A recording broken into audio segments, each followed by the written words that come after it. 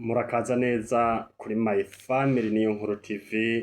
Ni jewe nyene tugiye kuganira mu kiganiro c'ijambo ry'Imana. Yesu nabahezagire.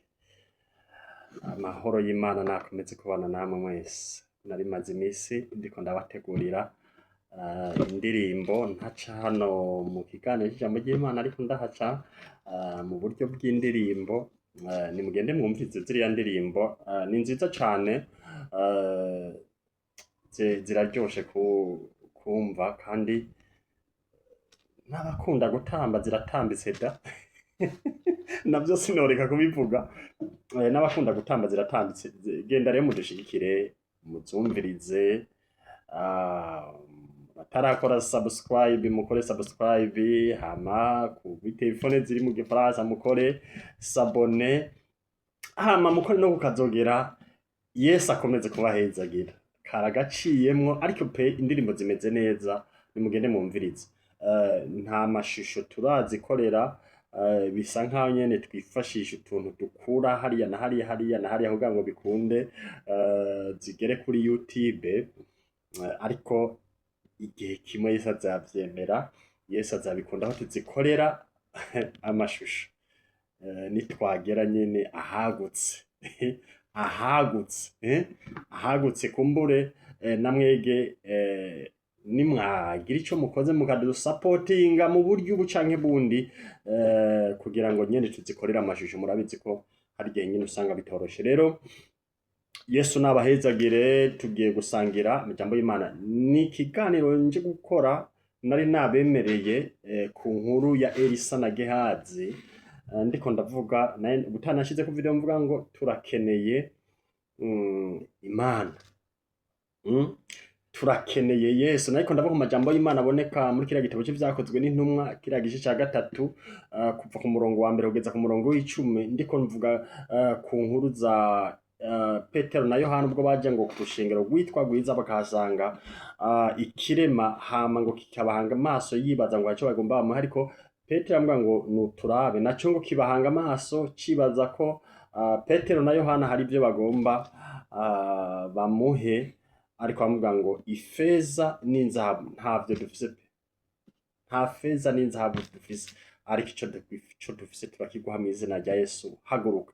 Ngo bacamufata ukuboko baramuhagurutsa, hanyuma ca kirema ngo kirava hasi, amaguru arakomera, cinjirana nabo mu rushengero, kigenda kirahimbaza Imana kinezerewe. Twari kwijambo rero rivuga ngo ntabwo dukeneye amafaranga, canke ikirema nticari gikeneye amafaranga, nkuko nawe wirirwa uriruka inyuma y'amafaranga nkaho umengo niyo ukeneye, canke wirirwa urahangana n'urugo rwawe rwakuruhije, amastresi y'urugo, amastresi y'abana. Ndavuga ngo uko biri kose sivyo vyari bikenewe, ahubwo hakenewe ko tugira Yesu muri twebwe, kugira ngo Yesu aroranye ibitaroranye. Nari ngeze rero ahantu nje kuvuga ngo inkuru ya Elisa na Gehazi, nari navuga ngo ntidukeneye abapolisi baturarira canke abasirikare baturarira, ico dukeneye ni Yesu. Nari ngeze aho nari nibutse rero inkuru ya Elisa na Gehazi, ndabemerera ko iyo nkuru nzoyizana, kubera ko amasaha yari karandega canke umanya yari kurandega, ndabibemerera. Imana iranshoboje rero, ndaje ngo ndakusomera aya makuru. Singiye gusobanura canke ngo sigure, ariko ngomba wumve aya makuru yabaye kuri Elisa na Gehazi. Urashobora kuba utayazi, ariko kuri wewe yasomye ni vyiza kuvyibuka, kubimenya ko dukeneye Yesu, tudakeneye ibiturarira, ahubwo twe dukeneye Yesu. Ko Yesu niwe burinzi bwacu. Twe ntidukeneye ibiturarira, ibitugota, ntidukeneye abasirikare bambaye inkoho, ahubwo dukeneye Yesu. Dusome rero aya majambo y'Imana aboneka muri kino gitabo ca 2 c'Abami. Igitabo ca 2 c'Abami ni muri kino gice ca 6. N'amajambo bisa nkaho atari make, ariko reka ndayasoma. Navuze ko atacu ndasigura, ko ngiye gusoma wumve, ariko mpwemu yera akuganiriza. Ariko ico nshaka ko wumva nuko ngomba ko wumva ko nta ngabo zo kuturarira twe dukeneye, ahubwo dukeneye Kristo muri twe, kubera ari we burinzi bwacu. Imana ibahezagire. Amajambo y'Imana tugiye gusoma dusoma mw'izina rya Yesu, hari umutwe w'amajambo uravuga ngo igitero c'Abasiriya Elisa agitamwo uruhuni. Hari igihe umwami w'Isiriya yatera Abisirayeli maze akaja inama n'abantu biwe akababarira atahanaka niho tuzobacira igico. Ariko Elisa wa muntu w'Imana ati agatuma ku mwami w'Abisirayeli ati wirinde uti ntuzuce ahanaka uti kuko ariho Abasiriya bamanutse kugutegera.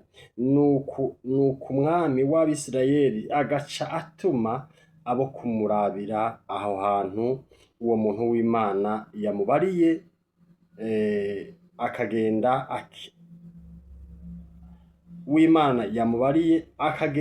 akira atyo si rimwe si kabiri. Aha, ku murongo wa 11 haravuga ngo ibyo bituma umwami w'Isiriya yijijanya imitima, ahamagara abantu biwe arababarira ati mbega ntimwombarira umuntu wacu ari mu ruhande rw'umwami w'Abisirayeli uwo ari we? 12 umwe mu bantu biwe aramwishura atoyaye mwami wanje nyene ingoma. Ariko Elisa umuvugishwa wo mu Bisirayeli niwe abarira umwami w'Abisirayeli amajambo uvugira ku kigwa. Uvugira hehe gahemwe? Uvugira ku kigwa. Mbega Imana itangaje. Je nkaja ngaho nkavuga Imana igaca igenda. Uyu munsi sindi mu gihugu c'u Burundi, mwe nkaja ngaho nkavuga umuntu nkamuvuga, Imana igaca ikabijana igatuma marayika ati bishire wa mukozi wanje abibwire runaka. Erega Imana iratabara, erega Imana iratabara kuba yizeye, erega Imana iratabara. Tubandanye tukisomera ijambo ry'Imana. Haleluya. 13 havuga ngo arababarira ati nimugende muhwebuze aho yoba ari, ntume abo kumufata. Baramubarira batari i Dotani, nuko aca arungika y'amafarasi n'imikogote n'ingabo nyinshi, bagenda mw'ijoro, bashitse baziguza ico gisagara hirya no hino. Igisagara Elisa yabamwo barakiziguza canke barahazingira mu mvugo yumvikana. Bazingira urugo rwa Elisa n'igisagara yabamwo cose barakizingira. Abantu babana na Elisa ntibabashaka. Mwumva ico kintu? Bashaka umuntu aburira umwami w'Abisirayeli ari we Elisa. Muga Elisa yaratunze Imana muri we, yarafise Imana muri we, yarafise Kristo. Kugendana nawe Mana, kugendana nawe Mana, amahirwe. Tubandanye dusome ijambo ry'Imana. Mana ihabwe icubahiro. Ku murongo wa 15 havuga ngo maze umusuku w'uwo muntu w'Imana avyutse kare mu gatondo, abona ingabo ziri kumwe n'amafarasi n'imikogote biciguje ico gisagara. Uwo musuku abarira shebuja ati biracitse databuja, none tugira dute? Aramwishura ati ntaco utinya, kuko abo turi kumwe ari benshi kuruta abari kumwe nabo. Maze Elisa arasenga ati Uhoraho, ndakwinginze muhumure amaso arabe. Nuko Uhoraho ahumura amaso y'uwo musore araraba abona umusozi wuzuye kw'amafarasi n'imikogote vy'umuriro bikikije Elisa. Za ngabo zimanutse iyo Elisa ari, asaba Uhoraho ati ndakwinginze suka uruhuni mu maso y'aba bantu, nuko abatamwo uruhuni nk'uko Elisa yasavye. Elisa araheza arababarira ati iyi siyo nzira, kandi iki sico gisagara, nimunkurikire ndabashikane ku muntu murondera. Nuko abajana i Samariya. Abajana he? I Samariya. Amen. Aho nashaka nahasomye, kumbura ahandi nawe uzakomeze wumve ingene vyahavuye bikurikirana. Ntidukeneye ingabo ziturarira, ntidukeneye ibikoho binini binini, ntidukeneye mpora nibaza, mumbabarire mvuga ibi bintu kubera biteye ubwoba muri iyi minsi. Ndabibona kenshi, ndabibona mu bakozi b'Imana benshi, sindamenya impamvu ico bivako, mugabo uko biri kose bijya bisobanura ibintu vyinshi, bivuga ibintu vyinshi. Uti ni biki? Wa mukozi w'Imana we, ni iyihe mpamvu uhagarara imbere y'abantu ukabwira abantu, ukababwira ngo turinzwe n'Imana, ukabwira abantu ngo Imana iraturinze, hanyuma waza kubabwira ngo Imana iraturinze ukaba ufise aba bodyguard bakugendanira? Mbega abo ba bodyguard bakugendanira murambabarira, nibo uba uriko urabwira abantu ko hari Imana ibarinze? Nibo Mana irinze abantu? Nibo Mana zawe zikurinze? Kubera ko sindabitahura, sindabisobanukirwa. Ni gute umukozi w'Imana yumva ko yorindwa n'Imana hama akarindwa n'aba bodyguard? Ugasanga ariko aravuga ijambo ry'Imana hariya ku ruhande hagaze umwe, ku ruhande imbere, inyuma, imbere hose akikijwe n'abantu ngo bamucungiye umutekano. Ivyo bintu bavyitwa biki? Mu bihishushi yahe? Mu vyitwa gute?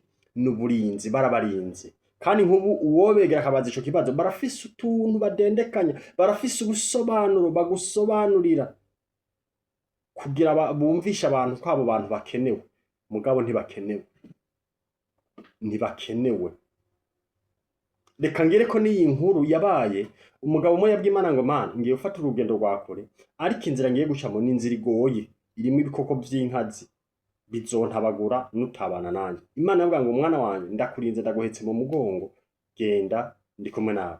Umugabo afashe utwi aragenda, fashe inzira agenda, genda fashe urugendo kuva mu itondo. Murabizi ko iyo izuba riri imbere yawe uriko uragenda, igitutu kiza hehe? Ntikiza inyuma yawe. Rero umugabo yaragenda, yahindukiye inyuma, akabona igitutu ciwe, akavuga ati Imana ndayibonye, turi kumwe. Urumva, akagira uko kwizera,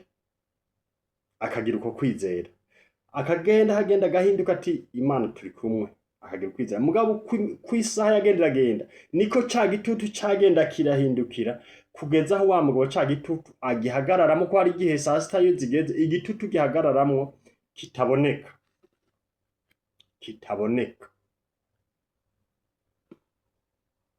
Ca gitutu atakikibona carahagira ngo Mana, warambeshe kuzabana nanje. Urabona ngeze mw'ishamba hagati vya bikoko bikaze biri nyezina, none uciye unta, uransize jenyene, urampevye kweli? Wa mugabo ati Mana, nta kundi ndemeye ibikoko binge, ariko sinsubira inyuma, ndakomeje kuko aho ngeze n'ubundi aho nsubira inyuma ni hahandi, n'ubundi ndapfa, reka ngende shake mfe, ariko nabonye warambeshe, wantaye, reka nkomeze urugendo. Umugabo aragenda, shitsi yaja, n'ubundi asenga isengesho mu Mana, warambeshe uzabana nanje, ariko nashitse amahoro, nubwo wambeshe uzabana nanje ariko utabanye nanje. Imana yambwiye ati yewe, nubwo utambona kuko amaso y'umubiri yawe ntiyari gushobora kumbona, impamvu uru rugendo warusoje amahoro nuko nari kumwe nawe, kuko ivyaguhize vyari vyinshi, vyari kukwicira muri iryo shamba, ntiwari gushika amahoro. None nuko nari kumwe nawe, umugabo baratsinze avuga ati vy'ukuri koko ishamba ko numva babivuga sinari kurirengana. Ariko reka ngaruke n'ivyabaye mu gihugu cacu c'u Burundi, vyashikirijwe n'umuhisi wacu nyakubahwa Petero Nkurunziza, mukuru w'igihugu twakunda yubaha Imana.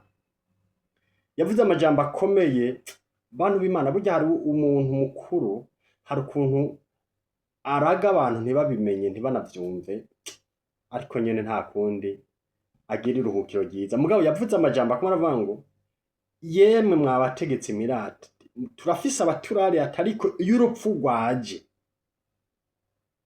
rurakujana, bamwe bagucunze bafise ibikoho binini binini bahagaze imbere y'umuryango ntibanabimenye ko urupfu rwakujanye, bakabimenya ko rwakujanye kera ataco bagikora. Ati rero turindwa n'Imana. Rero bantu b'Imana dukeneye Imana kugira ngo iturinde, ntidukeneye ingabo, ntidukeneye aba bodyguard, ntidukeneye ibinabi, ahubwo dukeneye Yesu. Imana ibahezagire, mukomeze kugira ibihe vyiza. Shalom, shalom.